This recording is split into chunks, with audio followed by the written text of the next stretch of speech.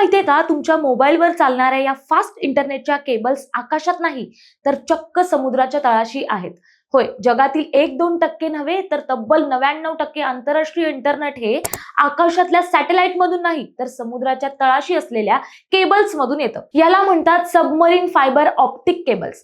एका देशातील सर्व्हरवरून दुसऱ्या देशात माहिती पोहोचवण्यासाठी समुद्राच्या तळाशी हजारो किलोमीटर लांबीच्या या केबल्स टाकलेल्या आहेत. या केबल्सच्या आत माणसाच्या केसां इतके बारीक काचेचे धागे असतात आणि सर्वात थक्क करणारी गोष्ट म्हणजे या केबल्स मधून आपली माहिती किंवा डेटा चक्क प्रकाशाच्या वेगाने प्रवास करतो.